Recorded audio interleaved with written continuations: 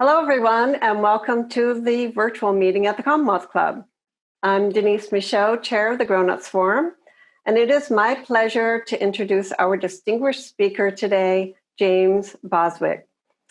James has been a trial lawyer in San Francisco for over 40 years and long been on the list of the top 100 trial lawyers in the United States. He specializes in catastrophic injuries, and he obtained the largest medical malpractice verdict in U.S. history. And that brings us to his book that he's going to be talking with us about today, his new novel, which is his first novel, Acts of Omission. And it's been inspired by a San Francisco trial in the 80s. So the program is going to be about an hour. If you have questions for James, please put that in the chat room under YouTube. And James, I'm going to go off screen, and when you are ready to take questions from the audience, just let me know and I'll come back on the screen. So thank you so much for being here, James, and you've got the floor now. Thank you, Denise. Thank you very much. So here we are in this strange time. I am talking to you from my living room. With a sky that is so dark outside, you'd think a storm was coming, but it's just smoke. What a very unusual time we're living in. Fires everywhere, and a pandemic. I haven't worn a suit since March. I put it on just because I felt like dressing up. Working from home, like so many. Lawyers aren't essential, and boy, we really aren't. Those folks out there that are taking care of us and taking care of everyone, those are the essential folks. And we, I know all of us have such a remarkable appreciation for them and what they do. I'm here to talk about acts of omission. This is acts of omission here. It's an interesting story how it came to be. But first, I should tell you that I'm told that it is now a bestseller. I'm not quite sure what that means, but I'm told that it now qualifies as a bestseller. And happily, the hardbound edition is completely sold out. The first edition is now gone. We just published the paperback version, just came out about a month ago. And of course, it's mostly sold in bookstores, and most of the bookstores, unfortunately, are closed or having difficulty operating nowadays. Although it's doing very well. The Audible version has really taken off. It's remarkable. There are close to 450 reviews, and almost 400 of them are 5-star and 4-star reviews. I have to give a huge shout out to the author, Roger Wayne, who did the reader, who's an actor, and did a marvelous job of reading the book. And went way past what the author managed to accomplish. And this year, the book was nominated for the 2020 Harper Lee Legal Fiction Award. It's been a tremendous honor. And actually, finally, we are in the process of signing a contract with a movie producer and a very famous screenwriter to bring the book to the big screen. Now, nowadays, big screen, maybe, I don't know. Maybe it'll be a miniseries. Maybe it'll be on Netflix. Maybe it'll be something that we don't see in there. Who knows if we're going to have big screens? Our life is very different, isn't it? So they're going to make a movie out of it, and and we'll see where we get to see it. By the way, there's an interesting story about the cover of the book. You can see it, of course, there's the Golden Gate Bridge in the background. And this is a place many of you probably are Bay Area folks, so you'll know where Cressy Field is. My wife, who's a photographer, and I went out one morning about 5:30, 6 o'clock, and we caught a wonderful sunrise. And we took a picture of the bridge and the water with this beautiful shine of the sunrise from behind us. And then a week later, I was in Montana, and I saw the most fabulous sky as a storm was coming in, and I got a picture of that. And I went to a marvelous artist here in San Francisco and asked him to put that sky over our bridge, and that became the book cover. And where Marty was, my wife was standing when we took the picture. I said, make that a runner all by himself on the beach, which of course is a metaphor for the story.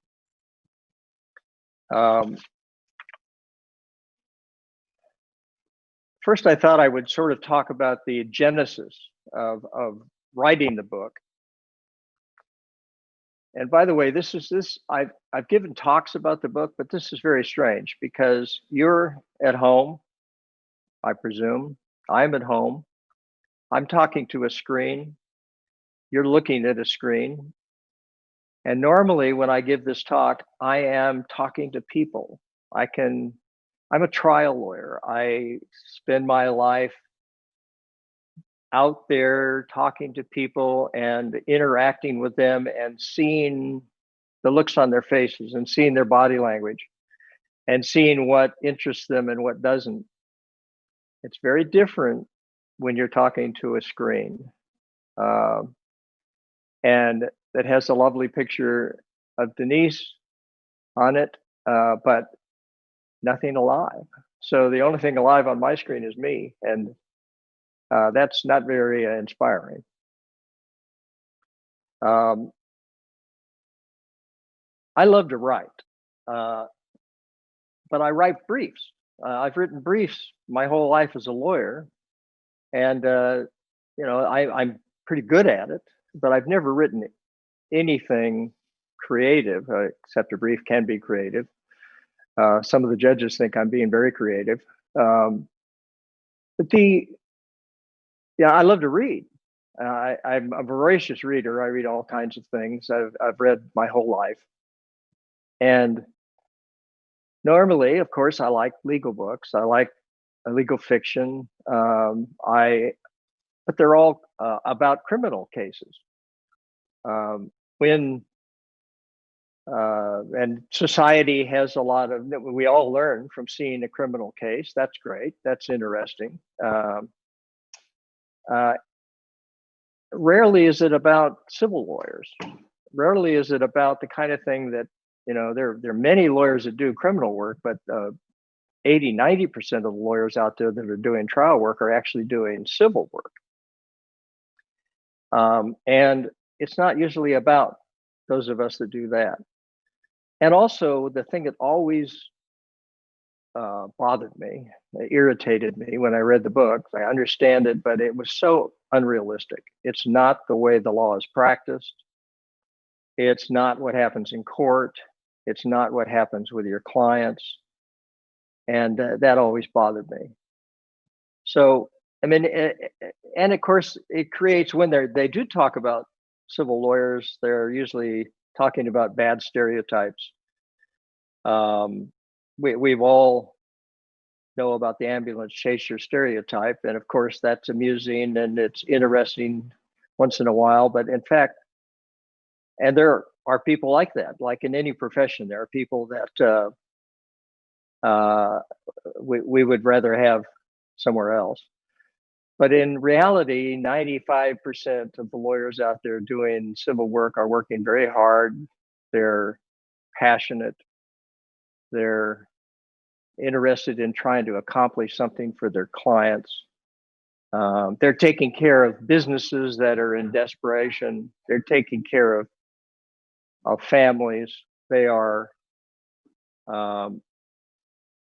taking care of people that are injured. And most people, we don't, all of us think of ourselves as victims. We worry about if we ever got in a criminal situation, but most of us don't think about ourselves as victims. If something does happen to us or somebody in our family, a loved one, well, we don't know anything about that. Good civil lawyers, the work they do is very high risk. It's very expensive. They're usually, most of us are crusading personalities. We're very passionate about what we do. And you don't see that in the books. So one day my wife, who probably got tired of me complaining about that, said, look, stop complaining. Why don't you write your own damn novel? And I said, oh, no, I'm not a writer, you know. She said, you're a good writer. But she said, why don't, you know, I signed us up for a novel class.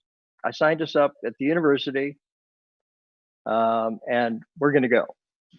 And by gosh, we went, and our instructor, Barbara Rose Brooker, a marvelous novelist and a wonderful professor of creative writing,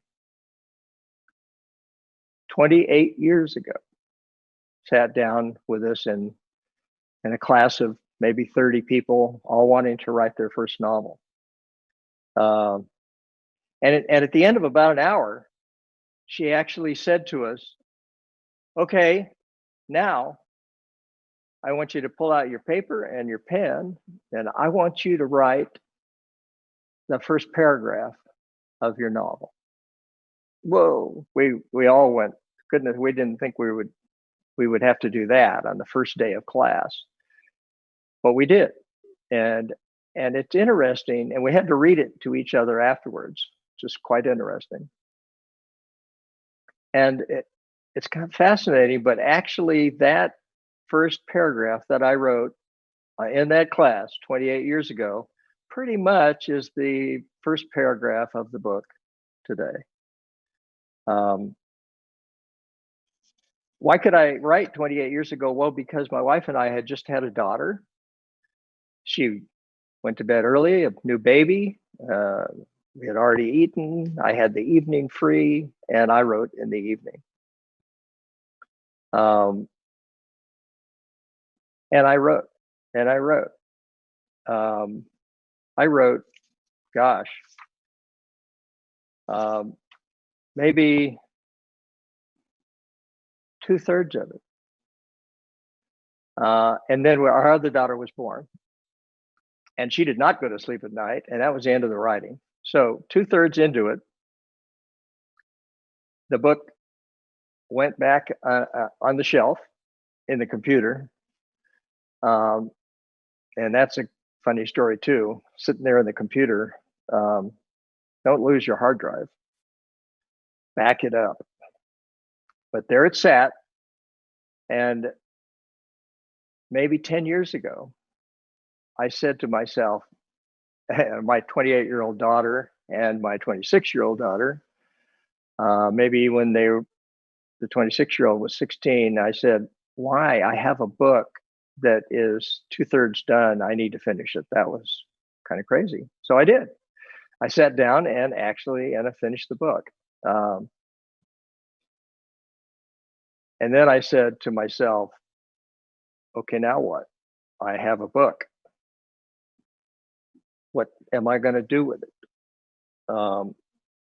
I had people read it. They liked it.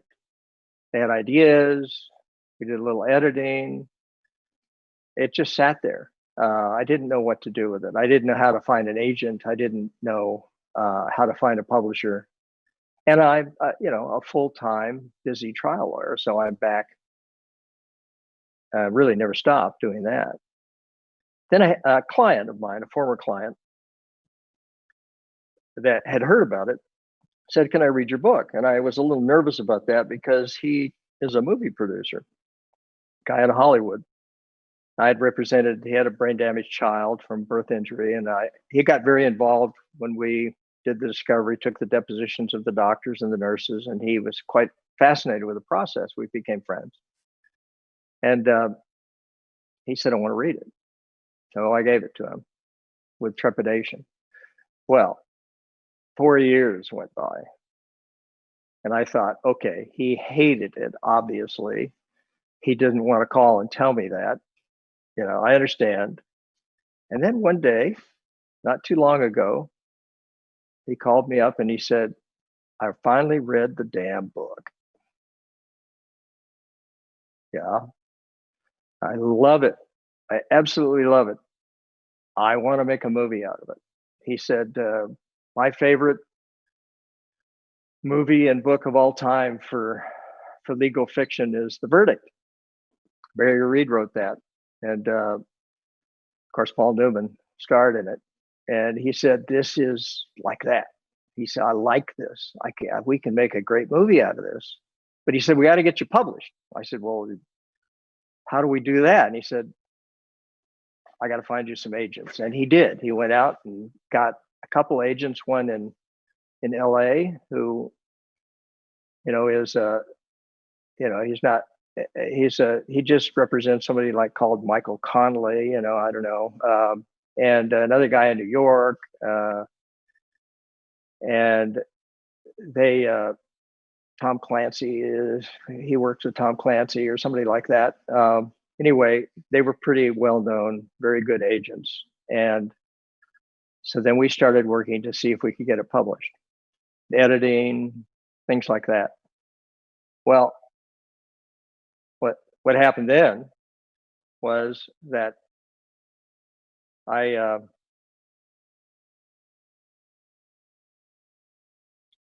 we went to 10 publishers and they all said no.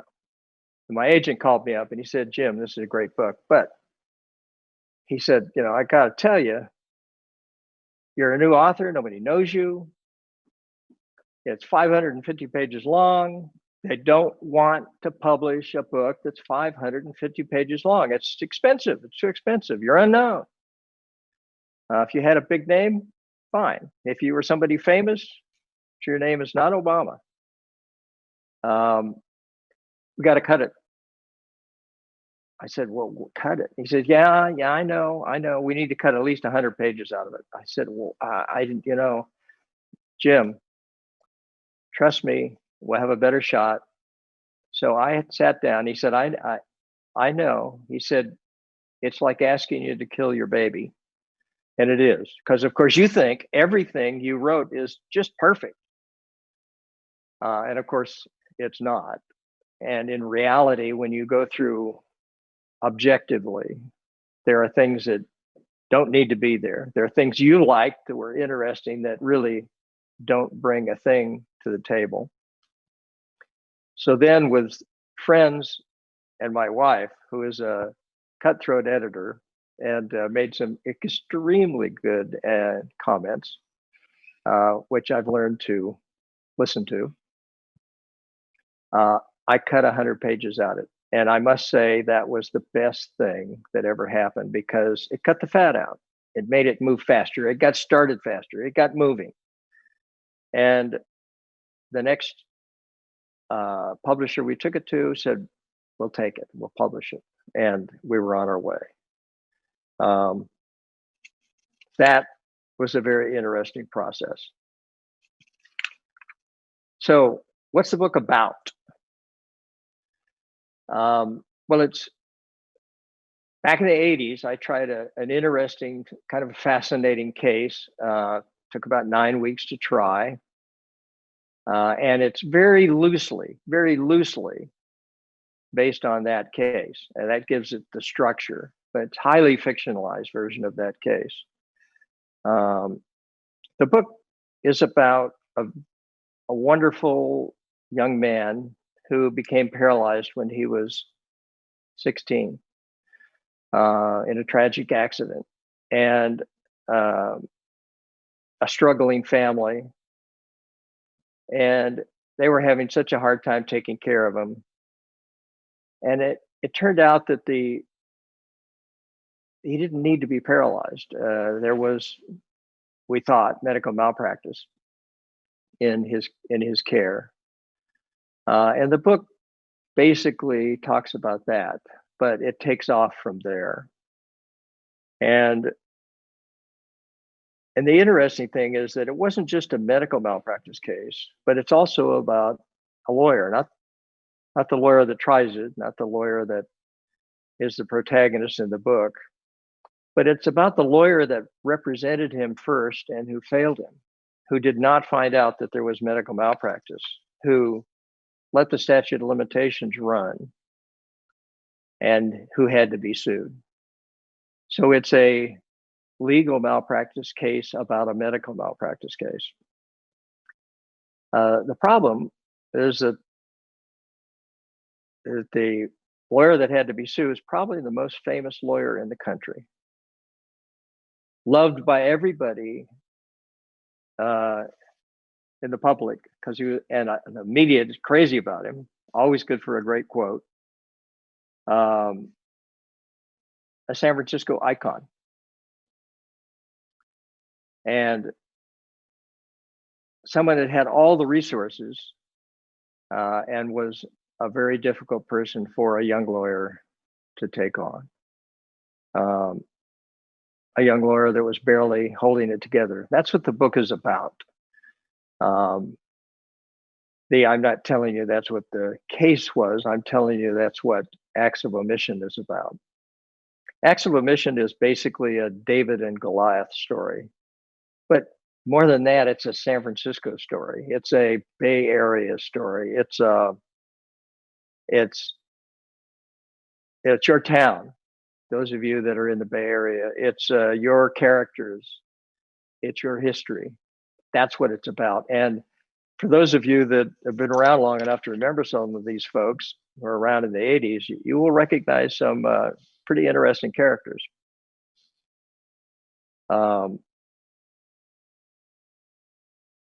Definitely the novel is fiction, but its structure and its inspiration was based on that wonderful family and that case.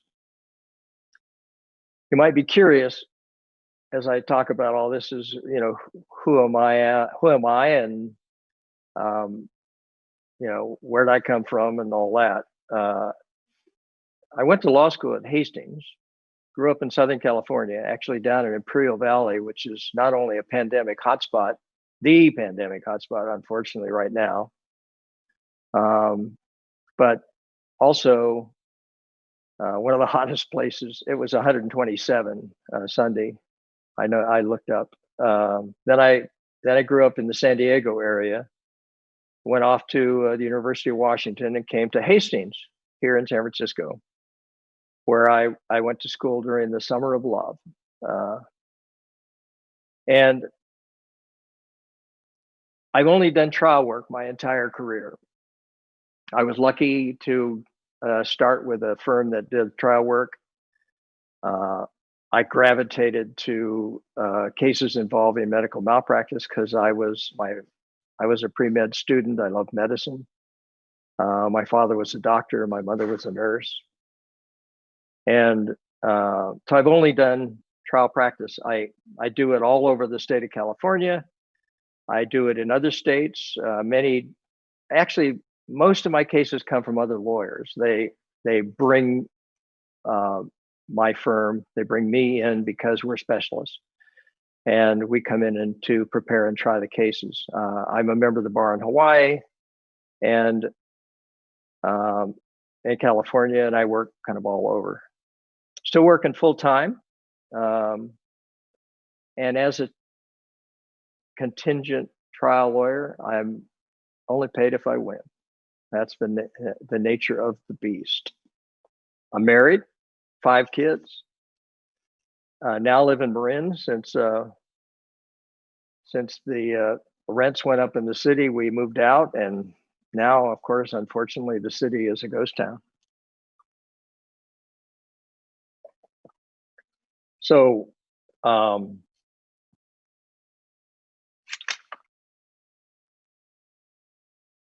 it might be interesting for you to hear about the process writing. Many times when I give these talks, that's one of the things people ask about is, well, what is the process like, particularly for a lawyer who has only written briefs? Although, you know, when you write a brief, you've still got to tell a story. The judge still has to be interested. You still have to tell a story. And so that kind of gets you into the process of telling a story.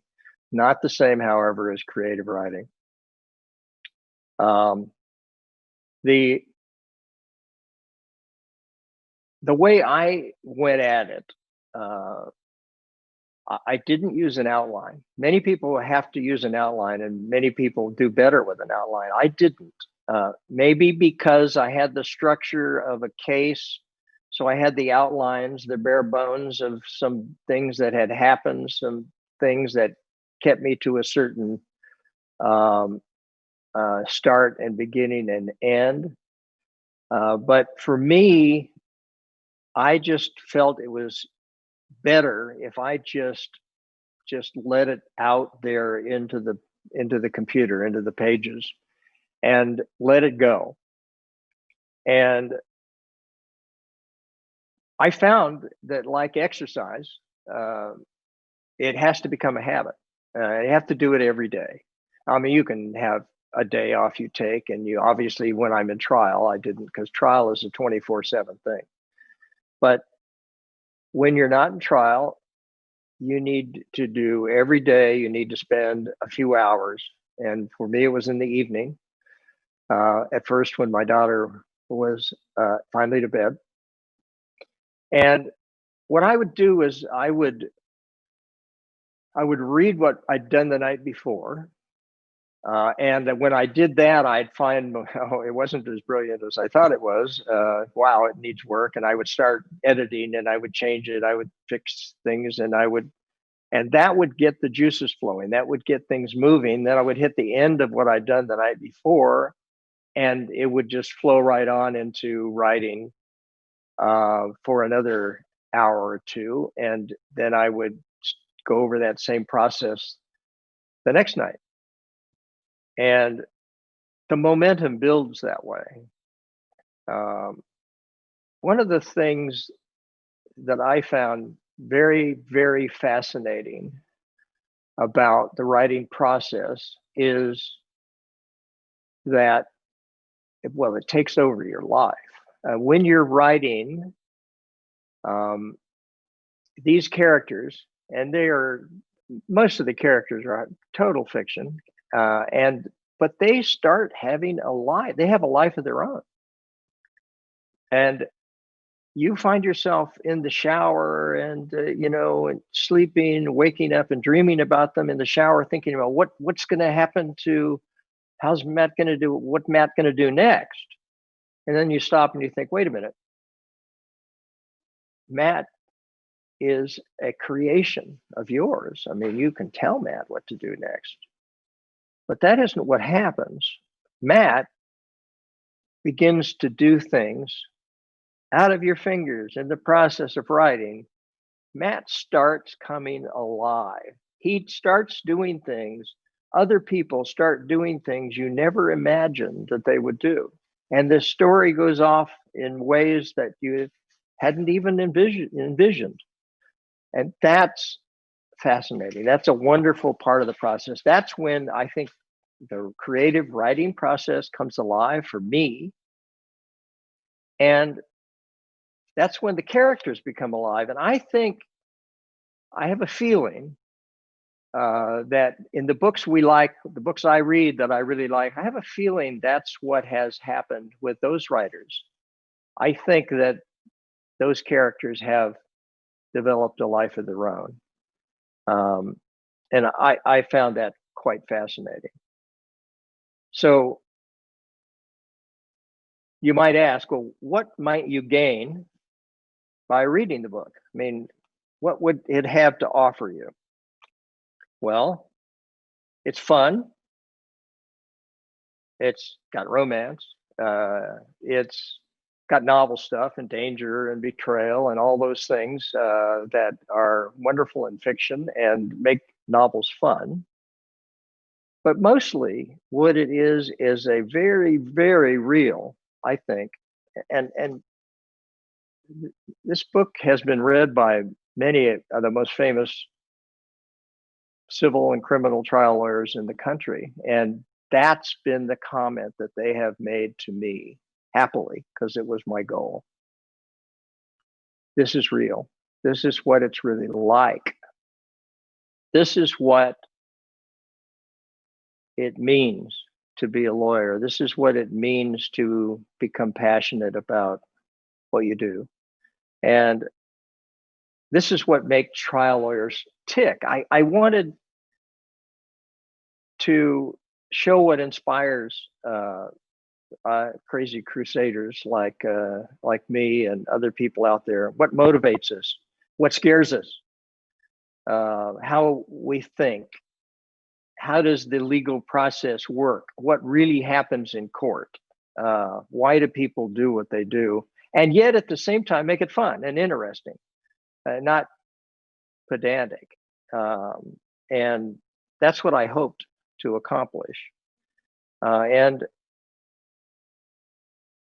in the end, then you learn about the thinking of a lawyer and the process the lawyer goes through and the risks and the conflicts and the terrible conflict you can get in between the interest of your client and the interest of you and your family and your life, and how in the world you resolve those. And then what happens when you try a case. But at the end, it's also not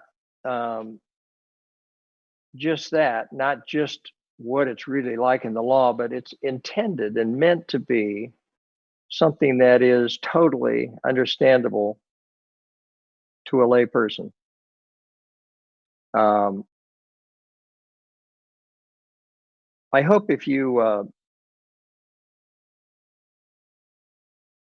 do decide to read the book, that you enjoy it, that it does give you something, that it gives you something interesting that you maybe didn't know. And if so, I hope you tell your friends about it. Maybe write a review. In this world, especially today, when the bookstores are mostly closed, it's word of mouth. Word of mouth is everything. And happily, that is happening. I'm at the point, Denise, where I've pretty much reached the end of what I was going to say. And I can normally at this point, what I would do is I would ask the audience if they would like me to read the book a little bit, maybe 10 minutes or so, and then we could have questions. But Denise, if you're there, maybe you could tell me what you think. Oh, I had to plug in. So yeah, well, isn't that the way? At least, and then now I have to see. I see myself now. I think it'd be I great if you could read some passages from your book, so we get a feel for your writing. And okay, I think at this point, if I read, for 10 minutes or so, then we could have, 15 minutes of questions. So that's perfect. Perfect. Okay. Okay. I'm going to give you back. You're going to give me back the floor. All Yeah. right.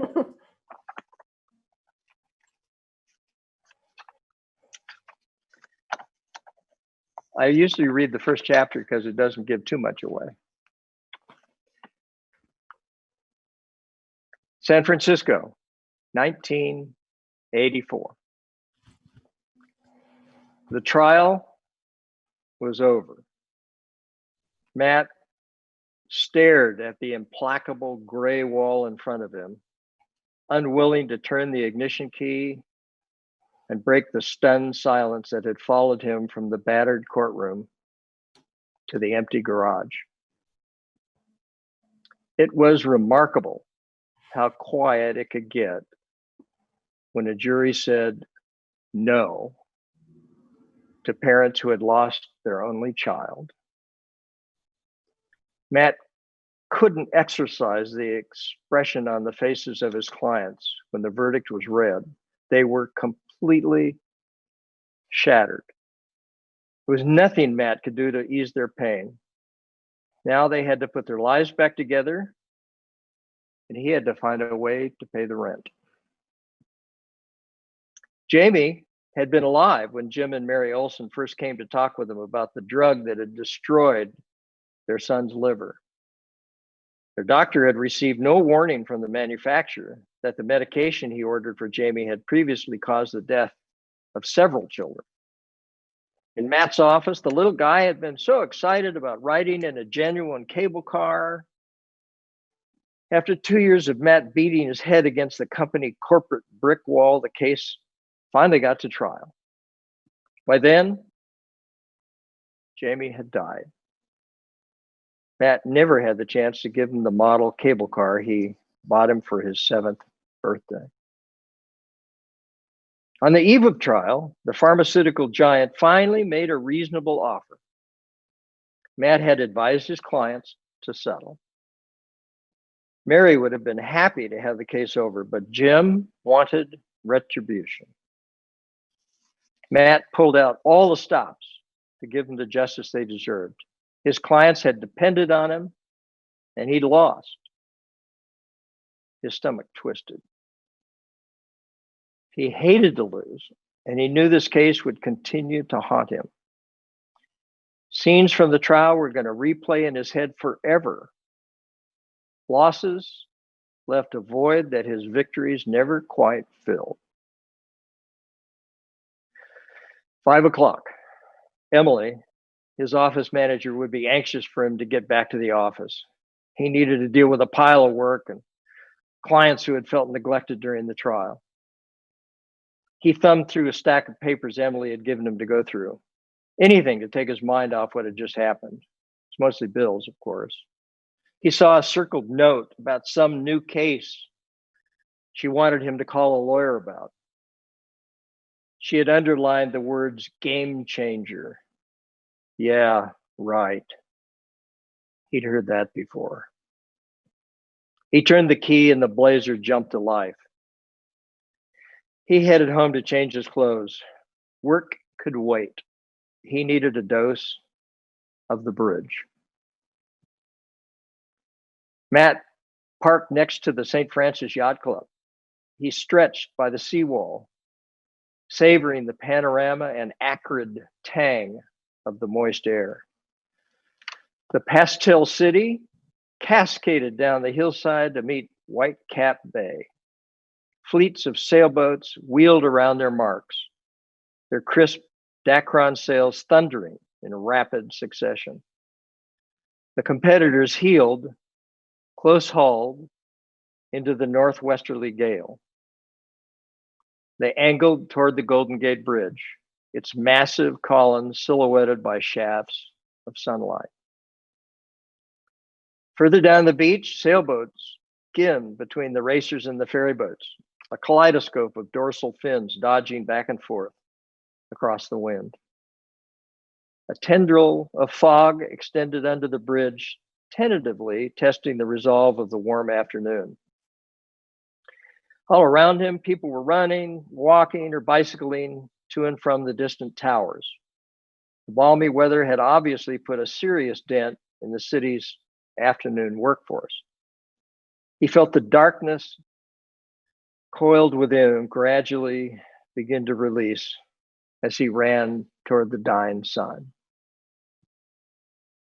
He recognized runners and walkers he literally only knew in passing. Most runners, he had noticed, acknowledged only other runners, and walkers, other walkers. Seldom did crossbreed socialization occur. Their dogs were more egalitarian. A running magazine pundit had once opined that this stretch of beach had more beautiful women per mile than anywhere except Malibu. Today, Matt could almost believe it. Running through the pain of 3 exercise-free weeks of trial, he gradually became anesthetized by his surging endorphins. Near the end of his run, he saw his favorite fantasy approaching. He'd first noticed her a few months ago. She usually wore shapeless winter sweats. First, he almost didn't recognize her in the colorful lycra. It's 1984. A large brimmed running hat pulled low over sunglasses couldn't quite conceal her prominent cheekbones, smooth olive skin, and elegant nose. He smiled at her as she passed, but for naught. She acknowledged no one as she ran, at least never him. Well, given the reality of his life, why should she? He was a divorced father, close to 40, with more gray hair than he would like. He hadn't been in a serious relationship since his marriage. He'd cobbled together a reasonably successful law practice, but he always seemed to be on the edge financially. Now that he'd lost this case, he was going to be well over that edge. Matt collapsed on the grass. As his breathing quieted, he stared across at the uninhabited headlands rising serenely above the bay. His dream in going to law school and representing injured people had been to make a real difference. He'd been so ambitious, so ready to take on the world. Now the only thing he cared about in his life was his son. Maybe he was just really tired. Matt decided his fantasy runner should be a model or an actress. He wanted her to love the mountains as much as he did. Perhaps she also had studied ballet, loved dogs, cooked Cajun cuisine as a hobby, and was a class 5 whitewater kayaker. On the other hand, with his luck, she was probably married, had several kids, and hated lawyers.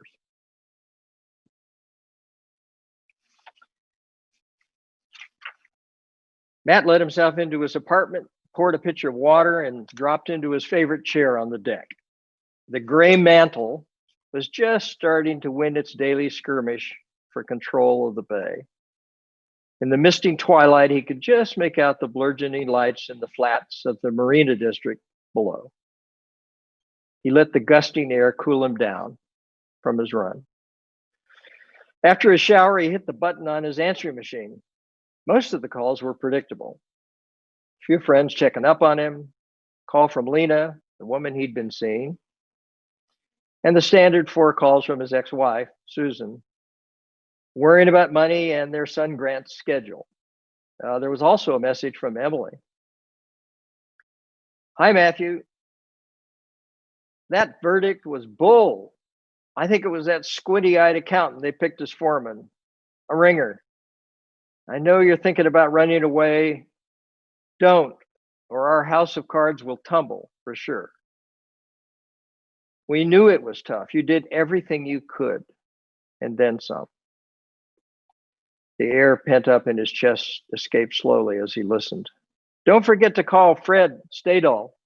He called a bunch during the trial and said he was anxious to talk to you about a dynamite new case. I left you a note about it, but I know you never read those. He was being sort of mysterious about it, said his home number's listed in Marin County. Well, see you in the morning. Matt stared at the floor for a moment as the machine recycled its 84 machines. He wanted today to be over, but he should call the man and at least accomplish something positive. Stadall answered on the first ring. Matt, how the hell are you? Sorry, by the way, I heard your case didn't go so well. Matt never failed to be surprised at the efficacy of the trial lawyer gossip network. About as bad as it can go, but then it's always a roll of the dice. Ain't that right? You can't predict them. Leave anything on the table? Drug company offered $250,000 to settle just before trial. Hell, the case could have gone into 7 figures. No wonder you went for it. Yeah, well, thanks, but what the hell? That number looks pretty good right now. Matt sat slumped, his head resting on the back of the chair. How's it going for you?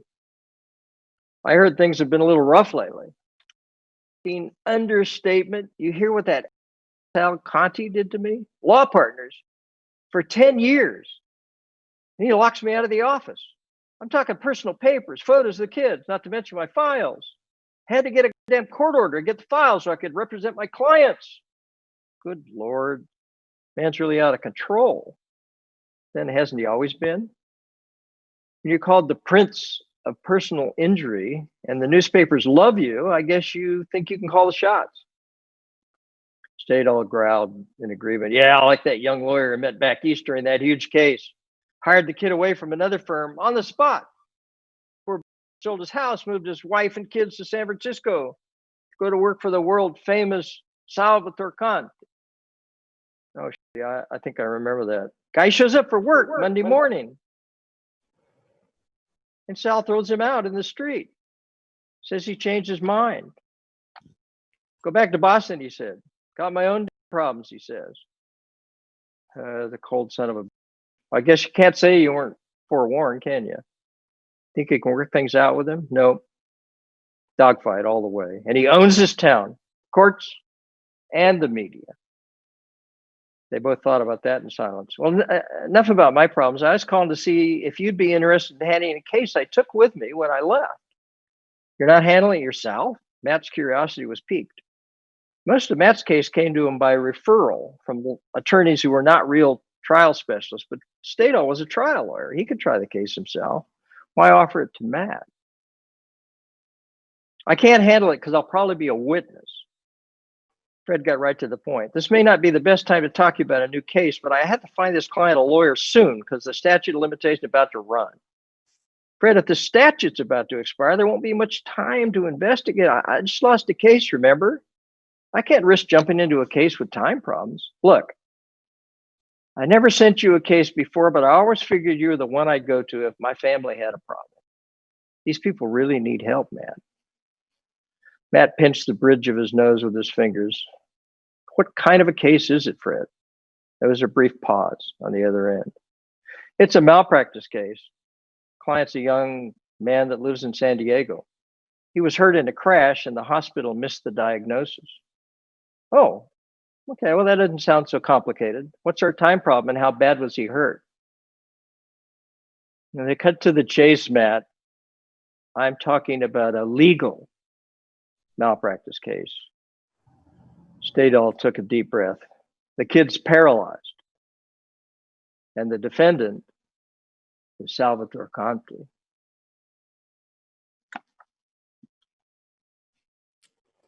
Hey, that was excellent. Thank you for that. So, this is your first novel. It's pretty good that it's a bestseller and going to be made into a novel, a movie. And I'm sure people are watching you and they feel like they have a book in them too. What do you think went right for you in terms of getting this book being so popular and to be a movie? Well, I was very lucky, for one thing, to have a wife that pushed me into it, to have wonderful family and friends that helped edit it,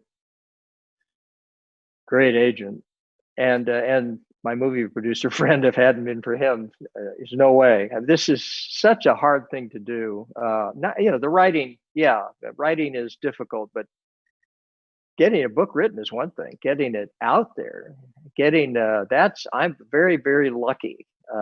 And I'm lucky that I have good friends. I have some people that pushed it, and and lucky that people liked it.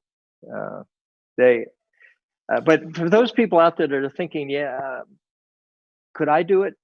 Yeah, if I can do it, you definitely can. I mean, and even if maybe it does, maybe it goes somewhere, maybe it doesn't. But the creative process is wonderful. It's fascinating, and it's something different. Yeah. So it took 28 years and 4 years of waiting for this person to call back.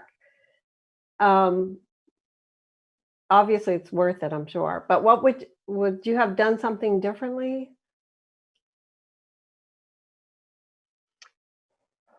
Well, or does it feel like time's flown and it's well, for me, it worked out.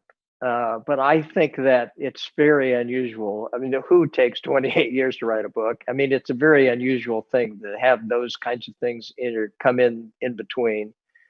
And so that's I would keep going. If you get going, you want to keep going, and I think that helps a lot. And I think that you got to the people that I know out there that are writing, they're contacting me, they're contacting other people, they're getting all the help and ideas they can, and they're keeping the iron in the fire. And I didn't, and I'm just damn lucky that it's come to fruition at this stage. And that's what I would do differently. I would keep going.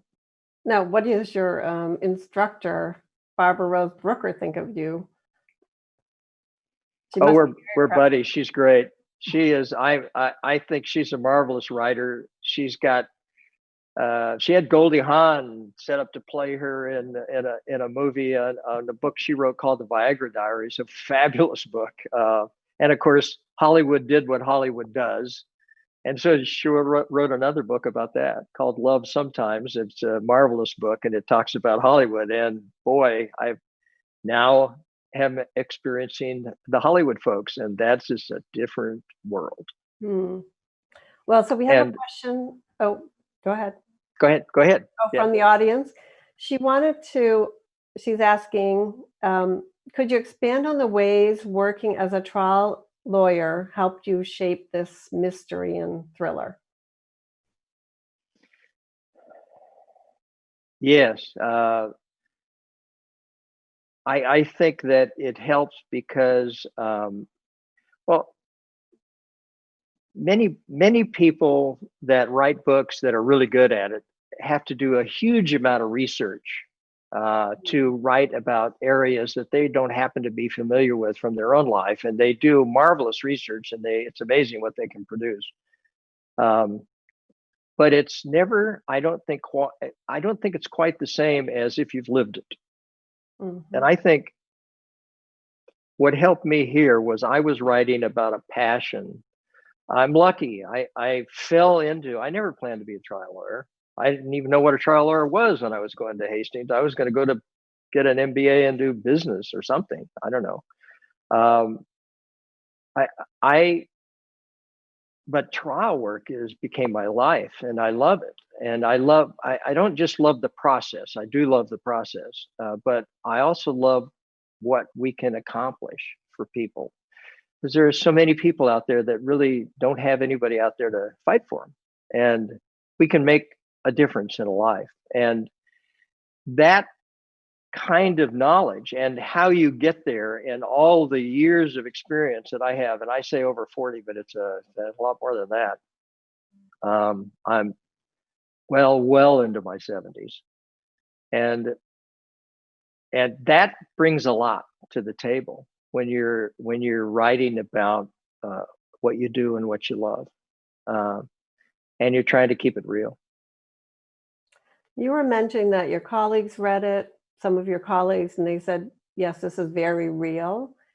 And can you give us an example or two of what you mean by that? Like, what is, where, you said some TV series, other books are don't really represent the reality of what's going on. Well, especially when you're on TV, and especially in a movie. I mean, those folks are having to take. I mean, my book's 450 pages long. It has to be crammed into a 2-hour movie. I mean, there's going to have to be a lot left out. You can't do a 9-week trial in a 2-hour movie. Mm-hmm. So it has to be truncated. But when you bring it down, and I had to truncate a 9-week trial into a book so that people would not give up in exhaustion, and I had to make it interesting to read. So I have to leave a lot of things out. Mm-hmm. But the key is when you are writing about what actually happens, you shouldn't take shortcuts there. You have to talk about what is real. And the real things, for instance, a classic thing that happens in all the time with lawyers is that you're conducting a business. You're paying rent. You're paying salaries. People that work for you depend on you. Your family depends on you, and it's a business. On the other hand, you're doing something you love and is a passion, and you're representing people that have one chance in their whole life, and that's everything to them. Yours is just another case, but it also is what maybe is going to pay the rent. It's also maybe what's going to make sure that you can go on and do the other cases in your office, and there becomes a tension between the two. There comes a point in every case where you have to say to yourself, what's right for the client and what's right for me and what's right for the for my business. And you have to, it can never be what's right for your business. It always has to be what's right for the client. But that is easy to say. It is a very difficult thing to carry out in real life, in real time. And not only that, when you're making these decisions, they put money on a table and they say, take it or leave it. And if you took it, you could pay the rent for 6 months or a year. And if you don't, you could lose the case. And you might get more. But the client is looking to you, and the client wants to know what to do. And that's not enough money for the client, but zero at the end of a case is also really not enough money for the client. And every trial is a roll of the dice. It's very, very difficult. And that kind of process is something we all have to go through, clients, lawyers, and it's not dealt with very much. It is a bit in the book, though. And you were saying that you develop the characters develop as you write. Did you know the ending? I know it's inspired by true events, but did you know the ending? No. Before? No, So I was didn't. that a surprise to you when you came to, or yeah, was that a surprise when you? Yes, I did not know what the ending was going to be until it happened. And I don't know what the ending of the next one will be until it happens. And I don't know what's going to happen next to these folks, but it's in process. It's meant to be a trilogy. Oh, okay. So there, So of course, a big important question is, if you could pick any actor, since hopefully this is made a movie, what would be the actor that represents the main character to you? Just so we can visualize it a little. Well, Paul Newman. Unfortunately, I can't get Paul to do it. Yeah. Okay. Second best. Second best. Well, we've had so many conversations about this, and he's never done anything like this. It's not what people think of for him, but I like Bradley Cooper for the role. I don't know why, but I just think he could do it. I think other people have other ideas, and we'll see. We'll see in the end. It will be somebody that is good that they can get to do it also. It'd be nice to be able to pick who it is. That would be nice. So maybe just end with this question for, I'm sure many people who have a book in them, they want to get it out. 28 years of writing, you didn't give up. What advice would you give to someone who's aspiring to get their first book out or still writing? It's going to sound strange, but just spit it out. Get it out there. I mean, what I finally learned is if I just spit it out and got it on the paper, I can fix it. And it'll come. You can come back. You can edit. You can change it. Get it out there. It's then that the juices start flowing. Get it out there. Don't overthink it. Let it develop a life of its own. And I didn't write for 28 years. I wrote for about 2 years back then, and then I wrote for about another not even a year. And I was working full time and still am. And so if you devote yourself to it, you can do it a lot faster than that. But I get it out there, let it roll. Think outside of the box, which is, we're in a time right now where it's an opportunity. It's not a good opportunity. It's a bad time, but it's a good opportunity to think outside of the box, to try to pull people together. More than ever in any of our lives it's never been like this. Wherever you come from, we need to learn to talk to each other. We need to pull together. We need to take care of each other, and we need to become more what we know we are. Yeah, more connected. Well, Much more so connected. James, if people are interested in contacting you or finding out or purchasing your book, what would be the best way for them to reach out?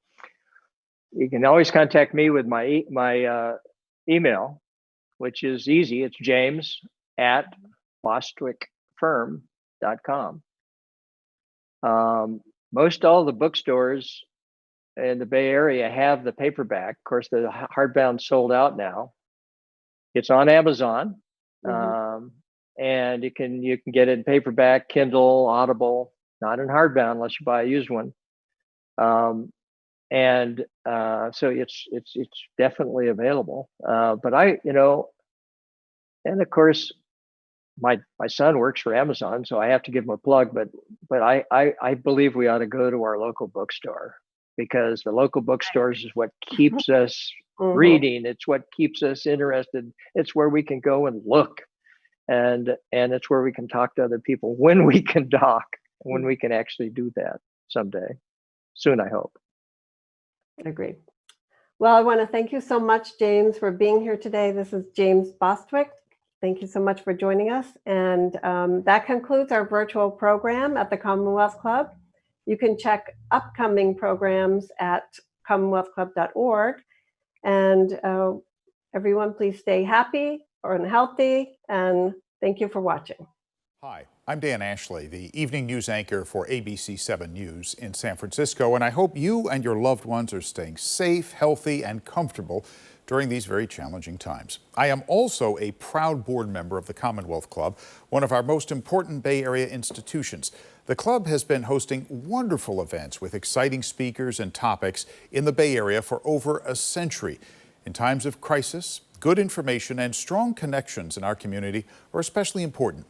And during the current COVID-19 crisis, the club has really stepped up. Since March 6th, the club has brought you over 200 live-streamed events with speakers and panelists, including past governors, secretaries of state, university presidents, and noted health experts. Every program includes a live chat, so you and viewers all over the Bay Area and beyond have been able to ask these experts the questions that are on your minds.